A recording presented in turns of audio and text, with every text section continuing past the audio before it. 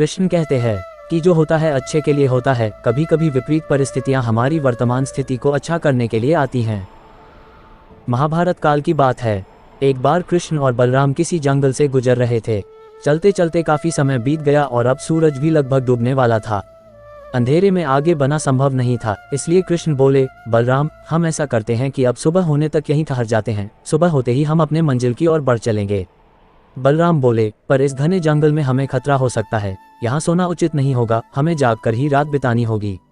अच्छा, हम ऐसा करते हैं कि पहले मैं सोता हूँ और तब तक तुम पहरा देते रहो, और फिर जैसे ही तुम्हें नींद आए तुम मुझे जगा देना, तब मैं पहरा दूंगा और तुम सो जाना, कृष्ण ने सुझाव दिया। बलराम तैयार हो गए। कुछ ही पलों में कृष्ण गहरी नींद में चले गए और तभी बलराम को एक भयानक आकृति उनकी ओर आती दिखी। वो कोई राक्षस था। राक्षस उन्हें देखते ही जोर से चीखा और बलराम बुरी तरह डर गए। इस घटना का एक विचित्र असर हुआ। भय के कारण बलराम का आकार कुछ छोटा हो गया और राक्षस और विशाल हो गया। उसके बाद राक्षस एक बार और चीखा और पुनः बलराम डर कर कांप उठे। अब बलराम और भी सिकुड़ गए और राक्षस पहले से भी बड़ा हो गया। राक्षस धीरे धीरे बलराम की ओर बढ़ने लगा। बलराम पहले से ही भयभीत थे और उस विशालकाय राक्षस को अपनी ओर आता देख जोर से चीख पड़े, कृष्णा, और चीखते ही वही मूर्छित होकर गिर पड़े। बलराम की आवाज सुनकर कृष्ण उठे। बलराम को वहां देख उन्होंने सोचा कि बलराम पहरा देते देते थक गए और सोने से पहले उन्हें आवाज दे दी। अब कृष्ण पहरा देने लगे। कुछ देर बाद वही राक्षस उनके सामने आया और जोर से चीखा। कृष्ण जरा भी घबराए नहीं और बोले, बताओ तुम इस तरह चीख क्यों रहे हो, क्या चाहिए तुम्हें? इस बार भी कुछ कृष्ण के साहस के कारण उनका आकार कुछ बढ़ गया और राक्षस का आकार कुछ घट गया।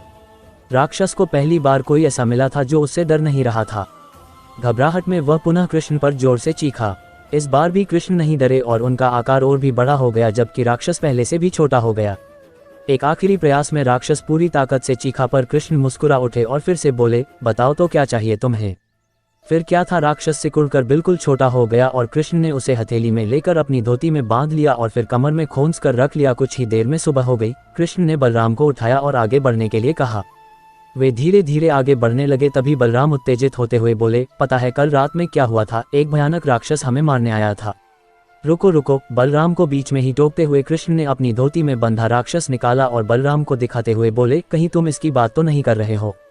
हाँ, ये वही है, पर कल जब मैंने इसे देखा था तो ये बहुत बड़ा था, ये इतना छोटा कैसे हो गया? बलराम आश्चर्यचकित होते हुए बोले।